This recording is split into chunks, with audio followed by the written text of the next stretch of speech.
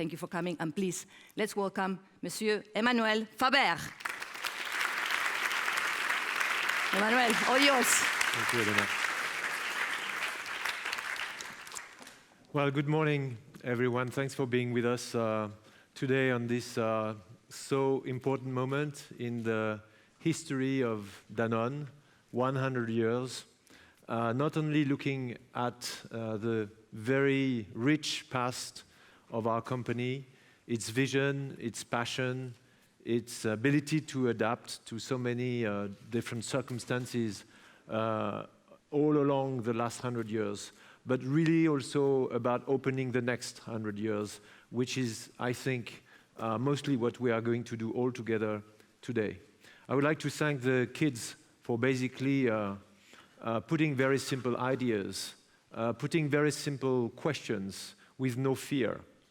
And probably it's not only by chance that we at Danone have chosen this visual more than 10 years ago of a kid looking at a star, because this is the way we'd like to be, humbly, genuinely, simply, believing that there are still living in each of us, including the executives, the managers, the people engaged in the transformation of Danone, in delivery of the Danone promise every day.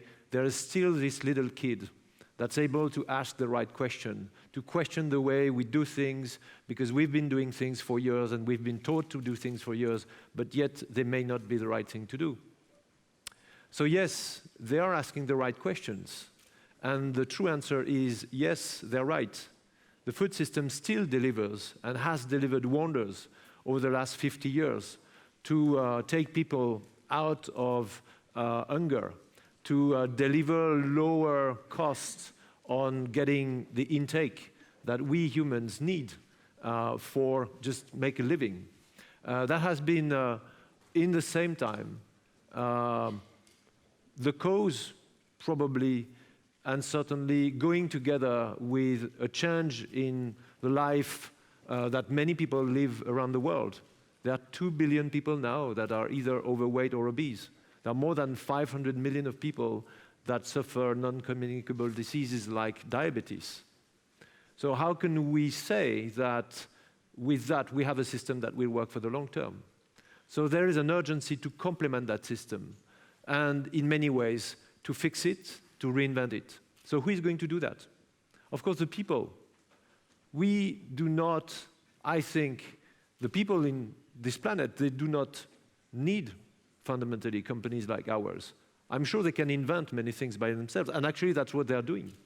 Many are turning away from large brands, large retail shops, and they're finding other ways. Farmers will invent new ways to farm by themselves. There are new generations of farmers, but also people that truly see now what we didn't see before, the limits in the system, the consequences on the environment, the loss of biodiversity, which impacts the cost of farming because nature works for us, fundamentally. That's the essence of what biodiversity means for farmers. Social entrepreneurs, Ashoka, many others, this program that we've just seen, talking about education and how kids can change the world in their energy and the passion that they can put at work here. But also smaller brands disrupting large brands like ours. Yet, that's not the end of our world. That cannot be the end of the large brands, the ones that have been built with the trust, the confidence of millions of people, employees, stakeholders, consumers around the world for so many years. It's the end if they do not change. But I don't think that we'll go fast enough in reinventing the system if only there are small initiatives.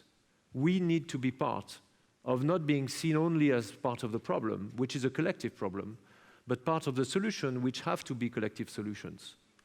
So we at Danone, and as in many other companies, have been trying to do this for years, literally for years, for decades sometimes. In the way we are working with our farmers, going for regenerative agriculture.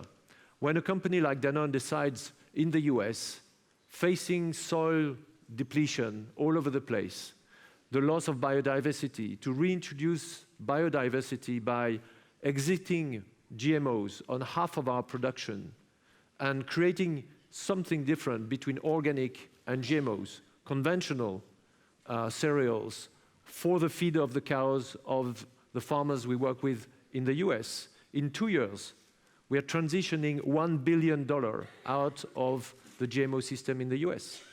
This is only something that a leading company can do. So being a 100-year-old company, we can feel that it's a lot of the past that we have to embark, that it will slow us down, that it will drag us back. Yes, this is probably true, and this is actually certainly true. But I'm also deeply feeling with my colleagues that there is a lot that we have learned. There is a lot that many of the smaller initiatives don't have yet that we have had. We have had the resilience of 100 years of change at scale, a culture of adaptability, a culture of growth of organizations and doing things at scale that are also huge levers to contribute to the solutions of tomorrow. And this is where we need to find our inspiration, continue to find the inspiration of our previous leaders with their huge visions, big dreamers, but also how pragmatic and deep on earth they were walking to make sure that this was a reality through the products that they've designed, the brands they've developed, the companies they've built around the world. And yet, I think we need to start this very first moment of our next 100 years. We need to pay a lot of attention to the drawbacks of being a company that is that large, a food system that is as large and complex as the one we have today. Our information systems, information technology, communication systems, they harmonize the way we speak. I speak English today. Food is not English. We work with huge programs. They are all over the place in IT.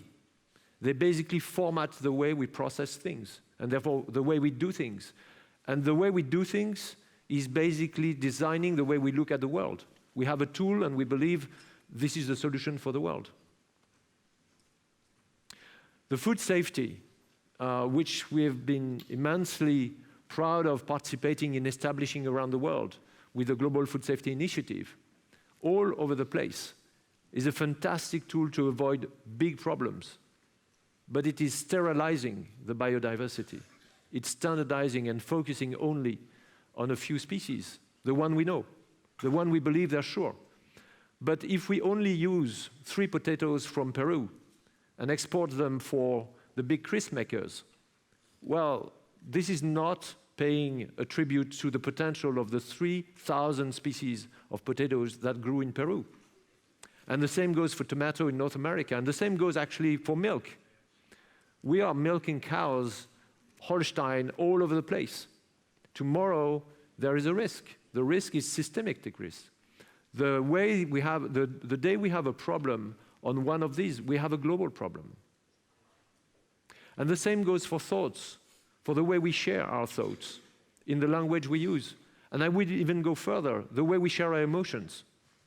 Social media and these little things that we all have in our fingers when they are not in our pockets, they're great to communicate.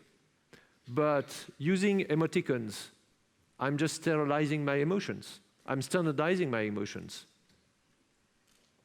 So unless we believe that we need to refound the fundamentals of what food is truly, its cultural nature, its social nature, I think we are missing the point. And the one thing that I think as a company, if we want to be part of the solutions for tomorrow, that we will have to fight against is this ability that we have to standardize. I think we will have to learn even more than we do today, how to protect, even to nurture, the richness of diversity. The diversity of food cultures, the fact that in Barcelona, in Madrid, in different places in China, we are not eating the same way, north of China and south of China, in Japan, and in so many other countries in the world. This is fundamentally what will make the resilience of the food system long-term. long term. The same goes with agriculture. Regenerative agriculture is a fundamental part of the solution tomorrow. The biodiversity, the number of species or varieties that we're using.